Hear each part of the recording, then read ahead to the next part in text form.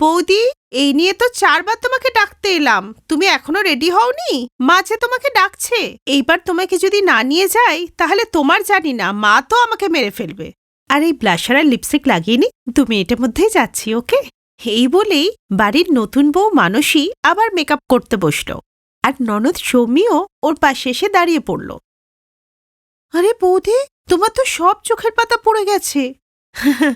না রে সৌমি, এটা হচ্ছে নকল পাতা, এটা আইল্যাশে লাগাতে হয়, বুঝলে? দারুণ ব্যাপার তো বৌদি। আচ্ছা, ওইগুলো কি বৌদি? এগুলো হলো হাইলাইটার আর ব্লাশার, আর এটা হলো আইশ্যাডোর প্যালেট। আর একটা জিনিস দেখাবো তোমাকে, এই দেখো আমার লিপস্টিকের কালেকশন। আরে বৌদি, তোমার কাছে তো সাজগোজের কত জিনিস আছে, আর আমার কাছে ওই একটা গোলাপি লিপস্টিক, যেটা অনেক জেদ করলে মা 1 বছর আগে কিনে দিয়েছে। কিন্তু এমনটা কেন? তোমার বয়সের মেয়েরা তো অনেক মেকআপ করে, কিন্তু মায়ের না মেকআপ করা একদম পছন্দ না, না নিজে করবে না আমাকে করতে দেবে। আচ্ছা, কোনো ব্যাপার না, আজকের পর তোমার যা লাগবে মেকআপের জন্য আমার কাছ থেকে নিয়ে নিও। তার চেয়ে এটা ভালো হবে না কি আমার মেকআপ তুমিই করে দিও? আসলে আমি না মেকআপ করতে পারি না গো বৌদি। ঠিক আছে, বসো তবে, আজকেই আমি তোমার মেকআপ করে দিচ্ছি। এই শুনে সৌমিও চেয়ারে বসে পড়ল, আর মানুষীও খুশি মনে তাকে মেকআপ করতে শুরু করলো। কিন্তু এইসবে ওরা ভুলেই গেল যে বাইরে ওদের জন্য অপেক্ষা করা হচ্ছে। আর অনেকক্ষণ ওরা বাইরে না এলে কল্যাণী দেবী নিজেই সেখানে আসেন, আর ওখানকার দৃশ্য দেখে ওনার মাথা গরম হয়ে গেল, আর রেগে বললেন, সৌমি, তোকে এখানে কি করতে পাঠানো হয়েছে? মুখে ছাইপাশ মাখতে? মা বলছিলাম ওই ওই যে এই একটু মানে ওই বলছিলাম কি ওই মানে একটু। মা, তুমি সৌমিকে বকো না, আমি ওকে আটকে দিয়েছিলাম, আর তুমি ওকে ভালো করে দেখোইনি। দেখো, হালকা একটু মেকআপ করিয়েছি, কি সুন্দর লাগছে। কি সুন্দর! একেবারে তোমার মতো পেতলি লাগছে। যা সৌমি, মুখটা ধুয়ে নে, আর তারপর সবাইকে জলখাবার দিবি যা। মায়ের এই কথা শুনে সৌমি ওখান থেকে ভয় পেয়ে চুপচাপ করে চলে গেল। সৌমি চলে যাওয়ার পর কল্যাণী মানসীকে বলল, বৌমা, খবরদার আমার মেয়েকে একদম তোমার মতো বানাবার চেষ্টা করবে না। কেন মা, আমার মতো হতে অসুবিধা কোথায়? কোনো একটা হলে তো বলবো। তাছাড়াও সারাদিন বাড়ির কাজকর্ম ছেড়ে দিয়ে লাল লিপস্টিক লাগিয়ে বসে থাকলেই তো সংসার করা হয়ে গেল আর কি। তোমার আর কি, তুমি বড়লোক বাড়ির মেয়ে, এসব লাল নীল ডিব্বার পিছনে অনেক টাকাই খরচা করতে পারো, কিন্তু আমি আমার বাড়ির মেয়েদের এটাই শিখিয়েছি, যতটা চাদর ততটাই পা ফেলো। কিন্তু মা। থামো এবার, তোমার সাথে তর্ক করার আমার কোনো ইচ্ছে নেই। বাইরে অনেকক্ষণ ধরে পাড়ার মহিলারা তোমার জন্য অপেক্ষা করছে, একটু সময় পেলে তোমার এই লাল নীল মুখ ওদেরকে দেখিয়ে এসো, আর না হলে ওরা সব চলেই যাবে। এই বলে কল্যাণী ওখান থেকে চলে গেল, আর তার পেছনে পেছনে মানসীও বড় ঘোমটা দিয়ে বাইরে এলো। কল্যাণীর একটা ছেলে একটা মেয়ে, ছেলের নাম দীনেশ আর মেয়ে সৌমি। দীনেশ আর মানসী একই কলেজে পড়তো, সেখান থেকে ওদের বন্ধুত্ব, প্রেম, আর তারপর বিয়ের সিদ্ধান্ত।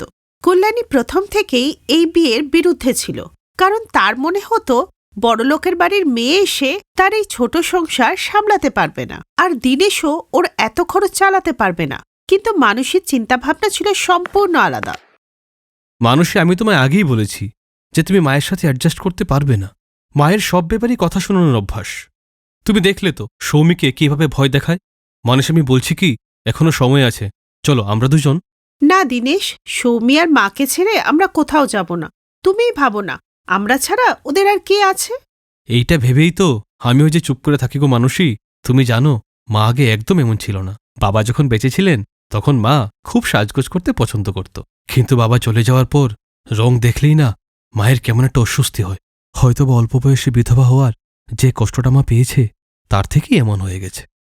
কোনো ব্যাপার না, তুমি নিশ্চিন্তে থাকো, মায়ের কথায় আমি কিচ্ছু মনে করছি না। এখন তো শুধু ওই দিনের অপেক্ষায়, যেদিন আমি মায়ের মন জয় করে মায়ের মুখে হাসি আনতে পারবো। ওফো, আজকে আবার আটায় জল বেশি পড়ে গেল। মা যদি জানতে পারে না, আমাকে তো খুব বকবে। না না, বকবে না, মা আসার আগেই আমি এই আটাকে ঠিক করে দেব। দাও বৌদি, আমাকে দাও। থ্যাঙ্কস সৌমি, তুমি না থাকলে আমার যে কি হতো। আরে না না, এতটাও কঠিন কাজ না। আচ্ছা বৌদি, আজকে সন্ধেবেলা তোমার কোনো কাজ আছে? আচ্ছা না না, ছাড়ো। আরে ছেড়ে দিলেই হবে, আমি ফ্রি আছি, বলো না কি কাজ, বলো। আমি না আইলাইনার লাগাতে শিখবো। আমার সব বান্ধবীরা লাগায়, শুধু আমিই পারি না।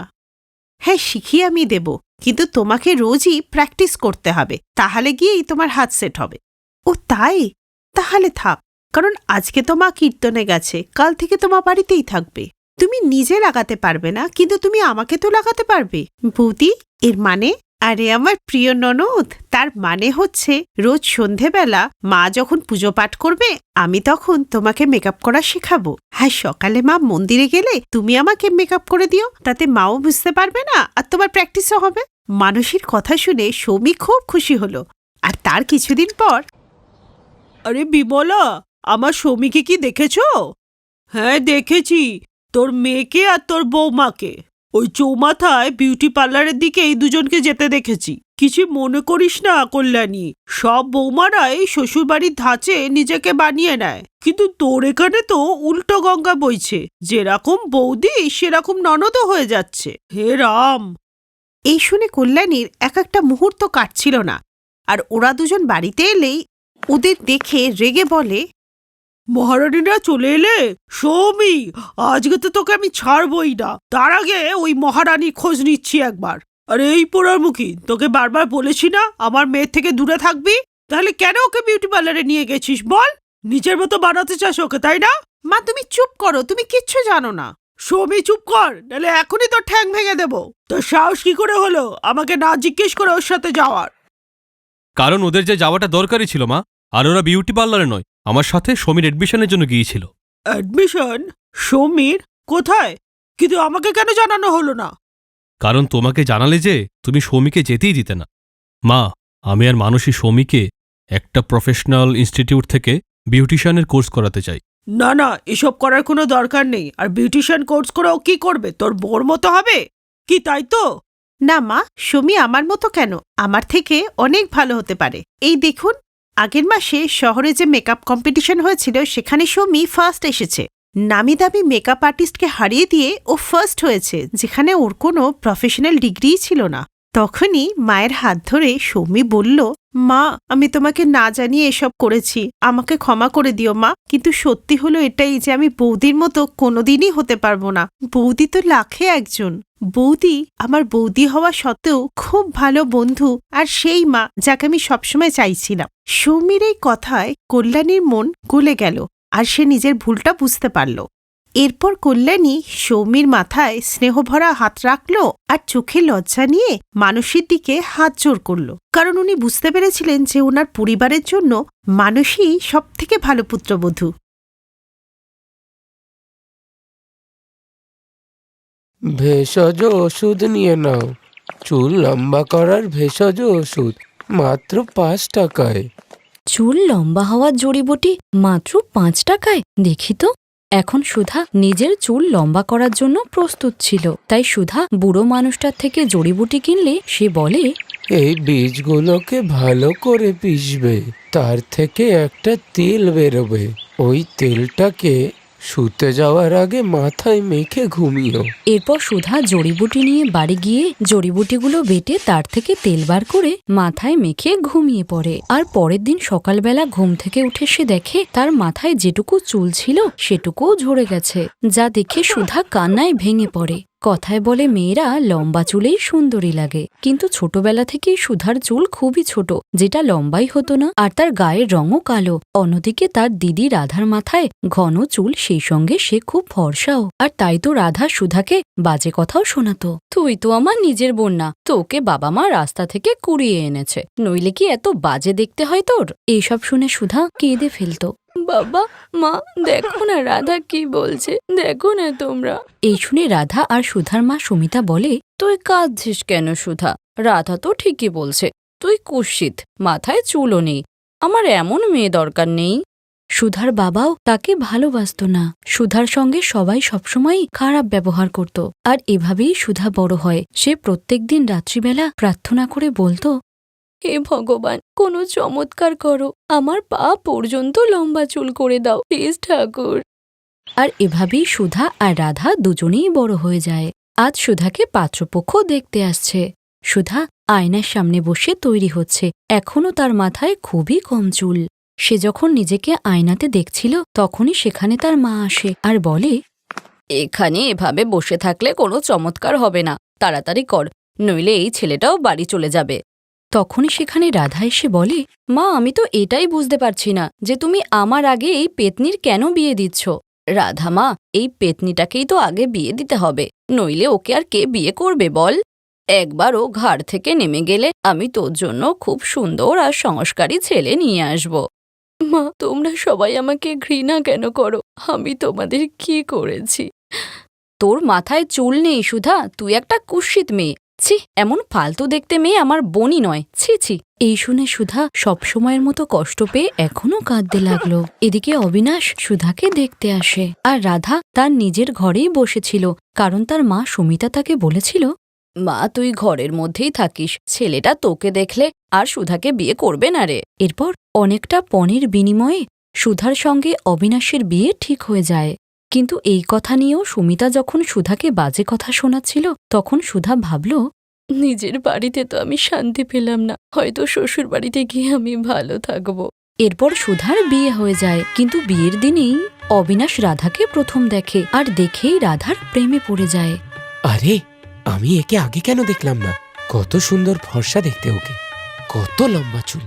আগে জানলে আমি একেই বিয়ে করতাম। এই ভূতনি কেন? কিন্তু এখন তো আর কিছুই করার ছিল না। আর সুধা অবিনাশের সঙ্গে শ্বশুরবাড়ি পৌঁছানোর পরেই তার শাশুড়ি বিমলা তাকে 1000টা কাজের অর্ডার দেয়। রান্নাঘরে গিয়ে সব বাসন মাজো, তারপর ভালো করে রান্না করে ঘরবাড়ি পরিষ্কার করো। তোমাকে এ বাড়ির বউ করে এনেছি এই বাড়ির কাজ করানোর জন্যই, মনে রেখো। ঠিক আছে মা, মনে থাকবে। এরপর সুধা বাড়ির সব কাজ করলেও তার শাশুড়ি আর তার স্বামী তার মাথার চুল নিয়ে সবসময় মজা করত।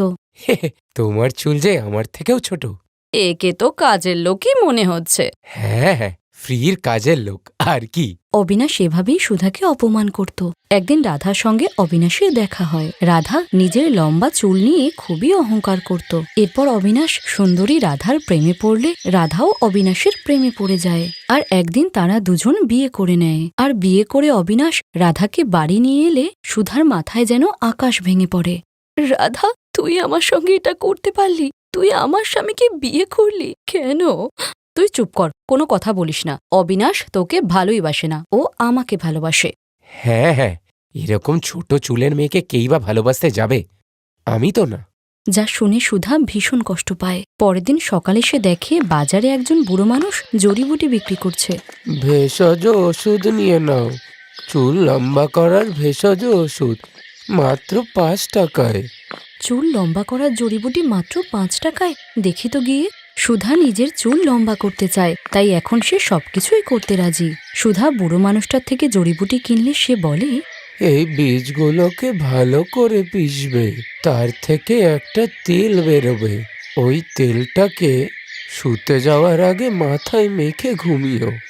এরপর সুধা জড়িবুটি নিয়ে বাড়ি যায়। আর রাত্রিবেলায় সবাই ঘুমিয়ে পড়লে সুধা জড়িবুটি বেটে তার থেকে তেল বার করে মাথায় মেখে ঘুমিয়ে পড়ে। আর পরের দিন সকালবেলা সে ঘুম থেকে উঠে দেখে তার মাথায় আর একটাও চুল নেই। যা দেখে সুধা কাঁদতে কাঁদতে বলে, এটা কি হলো? আমার সব চুল উঠে গেছে, এখন আমি কি করব? সুধা জোরে জোরে কাঁদতে থাকে, যার কারণে বাড়ির সবাই তাকে এই অবস্থাতেই দেখতে পায়। এটা কি, তুই পুরো ন্যাড়া হয়ে গেলি? থু, আমি তাকাতেই পাচ্ছি না তোর দিকে, আমার তো বমি পাচ্ছে। সুধা, তুমি এই বাড়ি থেকে বেরিয়ে যাও, এখানে তোমার কোনো দরকার নেই। তুমি এ বাড়িতে থাকলে বাড়ির বদনাম হবে। এরপর সবাই মিলে সুধাকে বাড়ি থেকে তাড়িয়ে দিলে সুধা কাঁদতে কাঁদতে একটা জঙ্গলে চলে যায়। আর জঙ্গলে যে গাছের তলায় বসে সুধা কাঁদছিল, সেই গাছে একটি পাখি থাকতো। সেই সুধাকে বলে, তুমি কাঁদছো কেন? সুধা পাখিটাকে সব কথা বলে, তুমি কেঁদো না, বেশিরভাগ মানুষই খারাপ হয়, তাই তো আমরা জঙ্গলে থাকি। এই জঙ্গলে সবকিছু আছে, অনেক বড় রোগের ওষুধও আছে, একটা ফলও আছে যার রস মাথায় মাখলে চুল লম্বা হয়। সত্যি? ওই ফল আমি কোথায় পাবো? আমি নিয়ে আসছি। আর কিছুক্ষণ পর পাখিটা সুধাকে একটা ফল এনে দেয়, যে ফলের রস মাথায় মাখতেই পা থেকে মাথা পর্যন্ত লম্বা ঘন কালো চুলে সুধার মাথা ভরে যায়। এমনই তো ইচ্ছা ছিল তার ছোট থেকে। যা দেখে সে পাখিকে বলে, মিষ্টি পাখি, তোমাকে অনেক ধন্যবাদ। আমি এই ফলের রস সেই মেয়েদের কাছে বিক্রি করতে চাই যাদের চুল লম্বা হয় না, কারণ তারাও তো রোজ আমার মতোই কষ্ট পায়। জঙ্গল থেকে ফিরে সুধা সেই ফলের রস বিক্রি করে, যা অবিনাশ আর রাধা দেখতে পায়। তুমি সুধা না? হ্যাঁ, কেন? আরে বাহ, তোমার এত বড় লম্বা চুল কি করে হলো?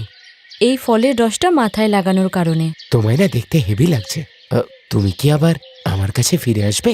এইসব দেখে শুনে রাধার ভীষণ হিংসে হয়। সে ফলের রস হাতে নিয়ে পুরো বোতলটাই তার মাথায় ঢেলে দেয়, আর যার পরিণতিতে রাধার মাথার সব চুল ঝরে গিয়ে সে ন্যাড়া হয়ে যায়। এটা কি হলো আমার সাথে? আমি ন্যাড়া হয়ে গেলাম। ঠিকই হয়েছে, এটাই হলো লোভের আসল ফল। ছোট থেকে কখনো আমাকে একটু সুখেও থাকতে দিসনি, এবার দেখ কেমন লাগে। আর হ্যাঁ অবিনাশ, আমি ফালতু লোকের সঙ্গে থাকতে চাই না। তুমি থাকো তোমার বউয়ের সঙ্গে। এরপর রাধার সব অহংকার মাটিতে মিশে যায়, আর অবিনাশকেও ন্যাড়া রাধার সঙ্গেই থাকতে হয়। আর এদিকে ফলের রস বিক্রি করে সুধার অনেক লাভ হয়। সুধার লম্বা চুলের সুনাম চারিদিকে ছড়িয়ে পড়ে, আর সে খুব খুশিও থাকে। Best buddies. হ্যালো ফ্রেন্ডস, এই ভিডিওটা দেখার জন্য ধন্যবাদ। যদি এই ভিডিওটা তোমাদের ভালো লেগে থাকে তাহলে প্লিজ লাইক, সাবস্ক্রাইব আর কমেন্ট অবশ্যই করবে এই ভিডিওতে। আর হ্যাঁ, শেয়ার করতে ভুলো না কিন্তু। আরো অনেক মজাদার ভিডিও দেখার জন্য নিচে দেওয়া এই বেল আইকনটাকে প্রেস করো। দেখতে থাকো বেস্ট বাডিজ।